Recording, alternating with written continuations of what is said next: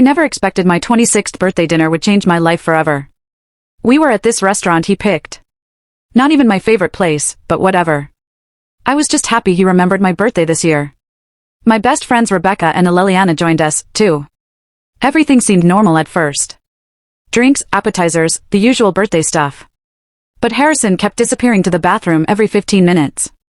During one of his absences, Rebecca got this look on her face while scrolling through her phone. She showed Liliana something and they both froze. I asked what was wrong and they tried to play it off. It's nothing, Rebecca said, quickly putting her phone away. Just some stupid drama on social media. Harrison came back to the table smiling. He kissed me on the cheek, asked why everyone looked so serious. I said we were just deciding what dessert to get. He laughed, told me to get whatever I wanted because it's your special day, babe. Throughout dinner, Harrison kept putting his arm around me, taking selfies for his Instagram, where he called me birthday girl and my world with heart emojis. On the drive back to his apartment, I kept thinking about Rebecca's reaction about the way Harrison had been acting lately. Distant, always on his phone, canceling plans last minute. Harrison's dad had lost his job last year, and they were struggling. My dad owns a distribution company and gave Harrison a job. Pays him way more than he's worth because he thought Harrison made me happy. My dad even helped Harrison make rent when he was short for almost a year now. When we got back to his apartment, he told me he had a special birthday surprise for me. I said I was tired. He got annoyed. Said he'd gone to all this effort for my birthday and I was being ungrateful. I waited until Harrison fell asleep. Then I texted Rebecca. Show me what you saw. 3 dots appeared immediately. She was typing then stopping then typing again. Finally. Are you sure? It's bad. Just show me. The link came through seconds later. I clicked it with shaking hands and there it was. Harrison's secret TikTok account. The account he claimed he didn't have because TikTok is stupid and for kids. It had a whole series called Rating My Girlfriend's Friends with 6 videos. The latest one had my face in the thumbnail with a big red X over it. I pressed play, heart pounding in my ears. Harrison's voice came through clear as day. And finally, this is my girlfriend. Yes, I'm suffering. She's fat, ugly, and delusional. I'm only with her because her dad pays my bills. Look at this creature. The video was from our beach trip last month. I'd been so self-conscious about wearing a bikini, and Harrison had told me I looked beautiful. He'd taken pictures of me smiling, telling me how proud he was of me for facing my fears. And then he'd used those exact pictures to humiliate me online. The comments were worse, his friends all laughing. Someone wrote, "Bro, leave that whale." And Harrison had hearted it. There were hundreds of comments like that, and he'd replied to them all agreeing and laughing. The video had 47,000 views. 47,000 people had seen him mock me. I looked over at Harrison sleeping peacefully beside me. This man who had just hours ago told me he loved me. Who had spent the last 3 years of my life making me believe he cared. Who had taken my family's generosity and repaid it by humiliating me online for clout. I went through his phone while he slept. Found all the messages with his friends laughing about me. Found the dating apps he was using. Harrison lives in an apartment my dad owns. Drives a car my dad helped him buy. Has a job only because of my dad. And all this time he's been making videos about how ugly I am and how he's just using me for money. The irony is I'm the one who convinced my dad to help him in the first place. I could have woken him up right then. Could have screamed and cried and thrown his phone at his lying face, but something stopped me. I realized that if I confronted him now, he'd just deny it or say it was a joke or blame me for overreacting, and nothing would really happen to him. He might lose me, but honestly, the videos made it clear he didn't even want me. The only thing he'd lose is my dad's money. The next morning, I made him breakfast like nothing was wrong. I kissed him goodbye when he left for work. Then, I called Rebecca and Liliana. I told them I had seen everything. And I told them I wasn't going to just cry about it. I wasn't going to just break up with him. I wasn't going to just expose him. No. What Harrison had done to me deserved something much more creative. I decided I needed a plan. Not just any plan, but something that would make him regret every word he ever said about me. Update. I spent the next 3 days researching everything about Harrison's social media. Turns out Rating My Girlfriend's Friends was just the tip of the iceberg. He had accounts everywhere. Twitter, Instagram, Snapchat, all under different names, but all clearly him. In each one, he complained about being stuck with me, posted side-by-side comparisons of me versus hot girls, and basically documented how he was using me and my family for money. Rebecca and Liliana came over and helped me document everything. We downloaded all the videos, took screenshots of all the comments. There was a whole group chat with his friends where they made fun of me, my weight, even the way I talked. They had a running joke about how Harrison was taking one for the team by dating me because my dad was his meal ticket. My dad has always been overprotective. Single dad, only daughter. When I started dating Harrison, Dad was skeptical but warmed up when he saw how happy Harrison made me. When Harrison's family fell on hard times, I was the one who convinced my dad to help him out. My dad trusted my judgment, and I had vouched for this piece of who was laughing at us behind our backs. I called my dad and asked him to meet for lunch, just the two of us. We met at his favorite steakhouse, and I could tell he knew something was wrong. I'd planned to ease into it, but the moment I saw my dad's face, the way he looked at me with so much love and concern, I just couldn't hold it in anymore. I showed him everything. The videos, the comments, the messages. I watched my dad's expression change from confusion to shock to a cold, hard anger I'd never seen before. He didn't say anything for a long time, just scrolled through screenshot after screenshot, video after video. Finally, he put down his phone and looked at me, asked if I was okay. I told him the truth that I wasn't, but I would be. That I wasn't going to let Harrison get away with this. Dad nodded slowly and said something that shocked me. Do whatever you need to do. I've got your back. See, my dad isn't just some rich guy. He built his business from nothing, survived 3 recessions, dealt with competitors trying to bankrupt him. He's the kind of man who knows how to handle people who cross him. And Harrison had crossed both of us. We made a plan, a real plan, something that would make Harrison regret ever thinking he could use us. First step was simple. Dad would transfer Harrison to the warehouse across town. Longer hours, harder work, less pay. When Harrison asked why, Dad just said there were budget cuts at the main office. Nothing personal, just business. Second step, the apartment. Technically, Harrison had signed a lease with my dad's property management company. I went through it with Dad's lawyer. Turns out Harrison had violated multiple terms. Unauthorized subletting. He'd been renting the second bedroom to his friend Vincent without telling us. Property damage. Holes in the walls he'd covered up with posters. Even keeping a pet snake when the lease specifically said no pets.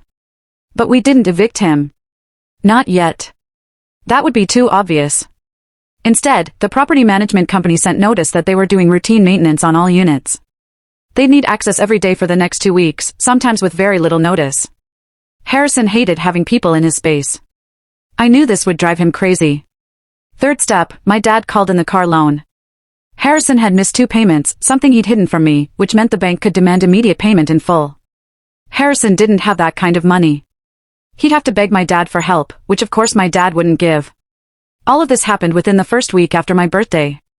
Harrison had no idea I knew anything. I kept acting completely normal, loving girlfriend, supportive partner, all while watching his life slowly start to unravel. He complained about the job transfer. Told me he didn't understand why my dad was doing this to him. I looked him right in the eyes and said, maybe Dad was just trying to help him develop new skills. Maybe this was a good opportunity to prove himself. Harrison nodded like this made sense, like my dad was still looking out for him. He complained about the maintenance people said they were coming at inconvenient times going through his things. I suggested maybe he should clean up a bit. Maybe get rid of that snake that wasn't supposed to be there in the first place. His face. When I mentioned the snake, priceless. He had no idea I knew about it. He complained about the car loan. Said the bank was being unreasonable. Asked if I could talk to my dad about helping him out. I said I'd think about it, then deliberately changed the subject, left him hanging. Rebecca and Aleliana checked in every day. They were worried I might break and confront him. But honestly, watching Harrison slowly realize his perfect setup was falling apart was way more satisfying than any screaming match could have been. By the end of the second week, Harrison was a mess.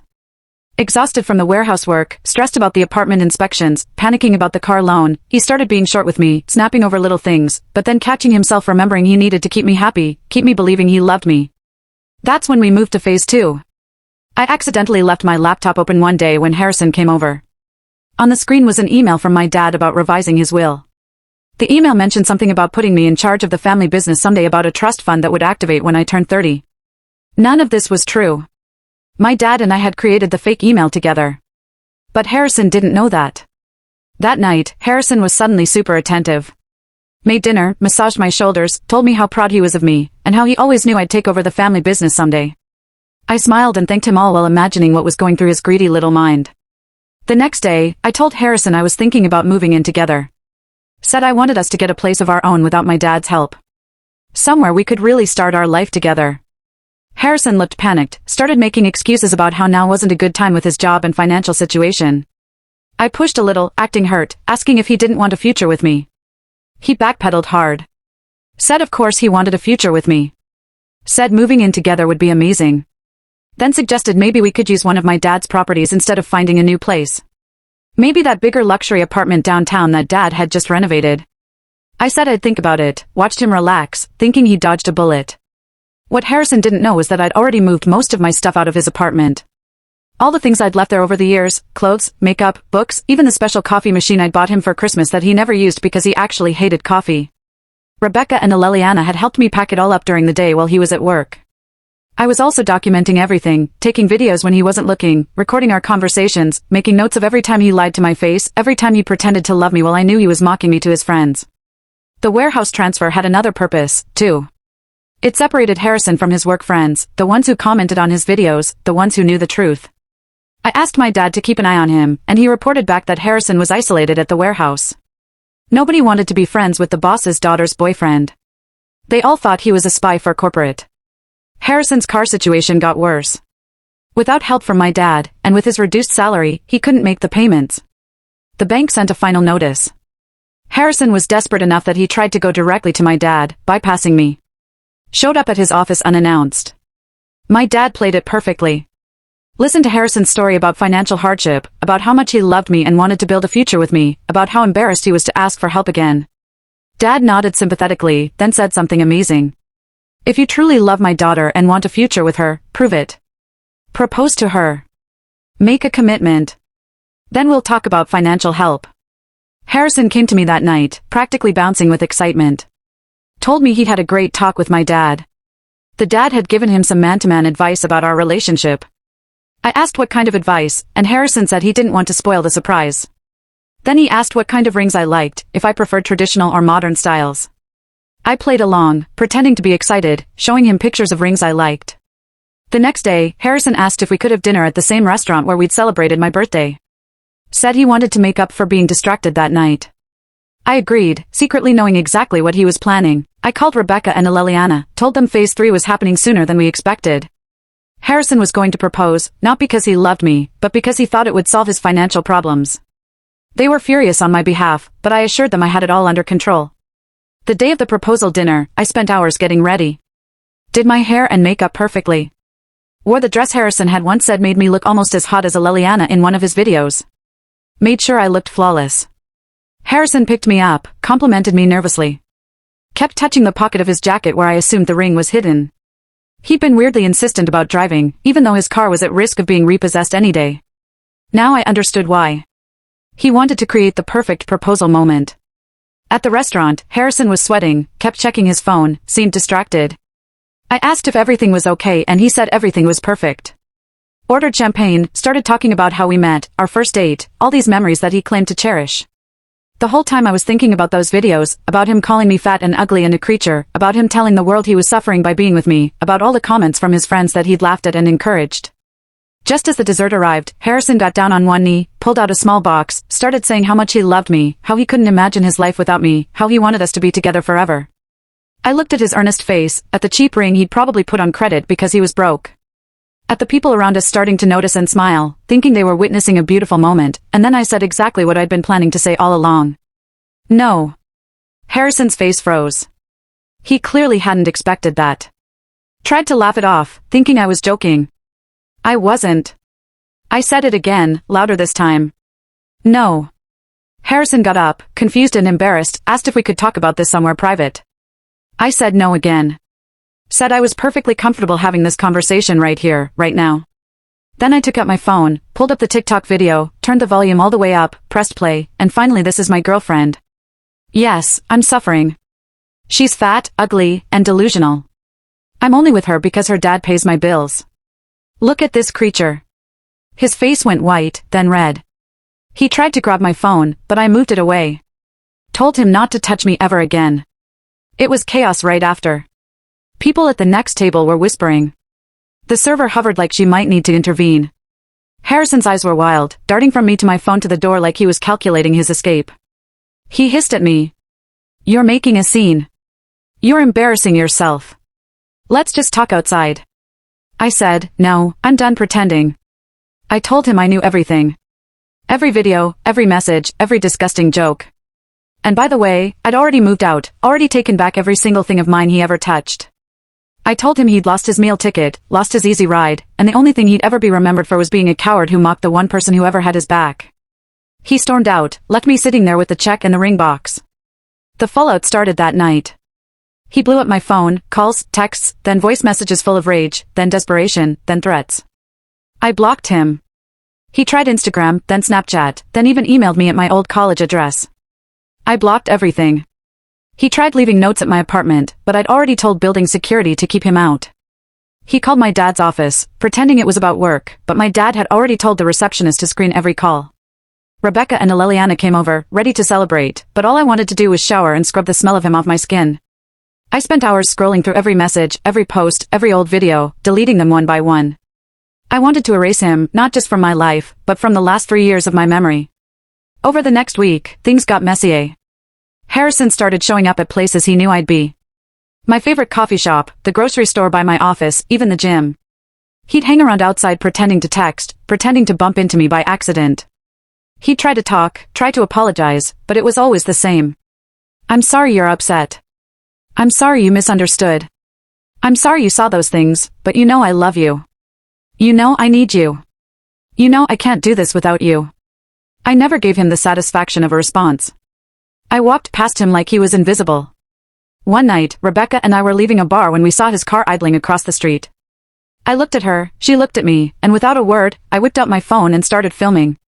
I walked straight up to his window and asked if he was lost.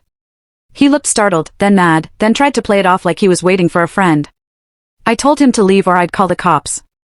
He started to protest, but Rebecca was already on the phone. He peeled out, tires screeching, and that was the last time I saw him in person for a while. But the online stuff didn't stop.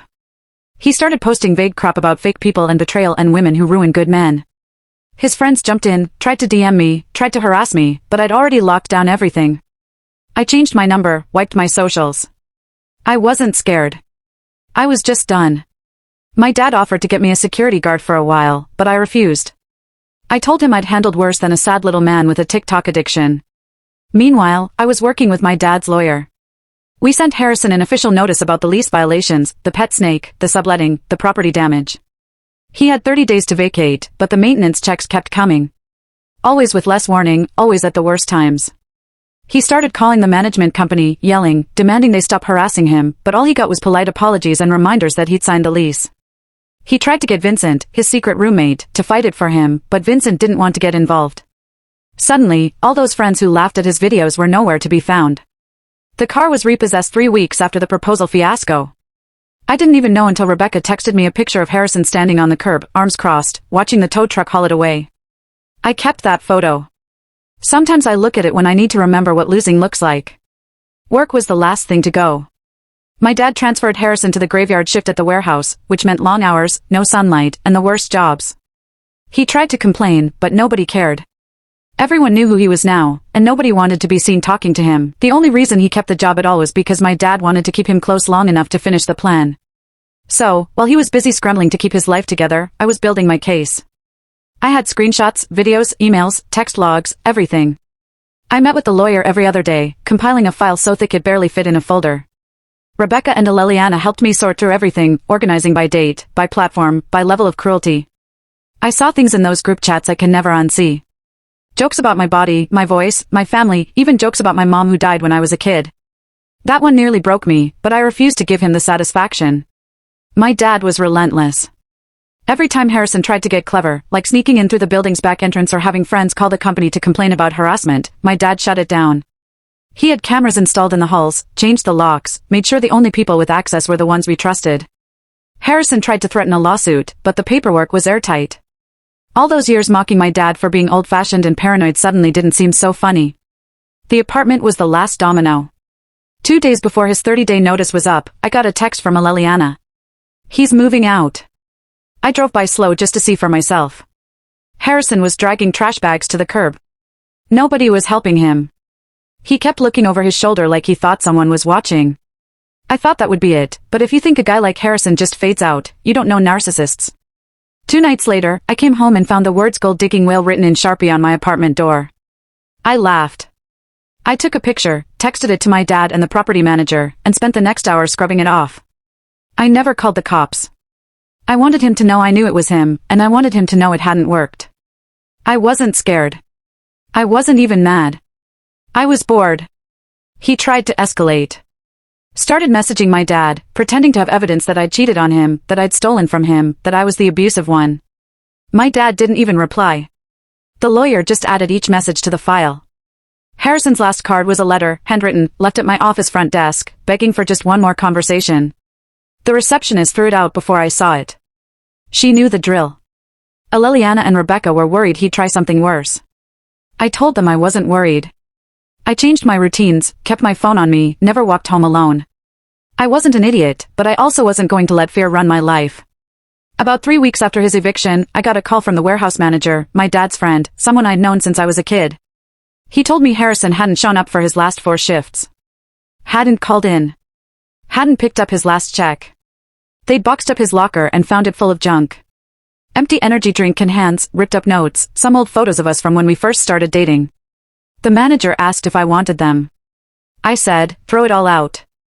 Then Monday morning, I walked into my office and there he was, Harrison, sitting on the curb outside the building, holding a cardboard sign that said, "Please forgive me." He looked like hell. 3 days worth of stubble, eyes red, hands shaking. He didn't look up as I walked past, just kept staring at the ground, clutching his stupid sign like it was going to change anything. The receptionist caught my eye and mouthed, "He's been here every morning for 3 days." I shrugged. I told her, if he comes inside, call security. She said, already did. I sat at my desk, opened my laptop, and got to work. By lunchtime, he was gone, but the sign was still there, propped up against the trash can outside. I took a picture, texted it to Rebecca, Liliana, and my dad, just in case he wanted to laugh. That's all I have for now. I don't know what Harrison will try next, but I know that whatever it is, he'll never get forgiveness, never get my attention, never get another chance. Last update. Part of me wondered if seeing Harrison outside my office would be the end, like he'd finally hit rock bottom and disappear. But of course, that's not how guys like him work. If you've ever been used, humiliated, and then stalked by someone who's convinced you owe them forgiveness, you know the sign is never the end. It's just the start of a new game where the rules are even more pathetic. I kept waiting for him to escalate, but honestly, I think he'd already run out of moves. Still, I wasn't stupid. I kept my phone on me at all times, checked the lobby before I left, told the receptionist to keep an eye out. I wasn't giving him an inch. Not after everything. The next week was this weird limbo. Harrison didn't show up again, at least not where I could see him, but I started hearing from people I hadn't talked to in years. Old college friends, distant cousins, even a girl from high school I barely remembered. Hey, is everything okay? Did something happen with you and Harrison? Someone saw him outside your work. I got a message from Vincent, who hadn't spoken to me since all of this started. And it was just this rambling wall of text about how Harrison was in a bad place. Maybe I could just meet with him for 5 minutes just so he can have closure. I blocked him without even reading the rest. I was done giving any of those people my time, energy, or empathy. If you're still friends with a man who built a brand out of shaming the woman who saved his ass, you're dead to me. Period. The official eviction process wrapped up. The apartment was trashed. Holes in the walls, beer stains on the carpet, a smell like something had died in the vents. The property company charged Harrison for every penny. My dad laughed when he saw the invoice. Karma, he called it. I agreed, but I didn't really care about the money. I cared that he was finally officially out. One day at work, I got a call from the warehouse. The manager said Harrison had come in to pick up his last paycheck. Tried to start an argument about being wrongfully terminated. The manager told him, "You were never terminated. You just stopped showing up." Harrison yelled, ranted about my dad, about how he was being set up, how he deserved better. The manager said he just handed him the check, watched him leave, and locked the door behind him. I thanked him for letting me know, asked if there was anything I needed to do, and he laughed. Just keep living your life, kid. By the time my birthday rolled around again, I realized I hadn't thought about Harrison in days. Not even when I passed our restaurant. Not even when I saw his old car parked on the street. Well, not his anymore. I took a deep breath. I went to dinner with my friends and my dad. Let them toast me and tell embarrassing stories. Let myself laugh until my stomach hurt. I wore the red dress, the one Harrison always said was too much. I looked in the mirror and saw someone I actually liked. Every once in a while, I'll get a weird DM or a friend request from some rando, but it doesn't faze me. I send it to the lawyer. Block. Move on. I know Harrison's out there somewhere, probably still telling some sob story about how I ruined his life. I'm not worried. I know who I am, and I know what he is. I hope he remembers every single thing he did and knows that he lost the one person who ever truly gave a damn. I hope every time he sees my name, he remembers he's nothing but a footnote in my story. A cautionary tale, not a tragedy.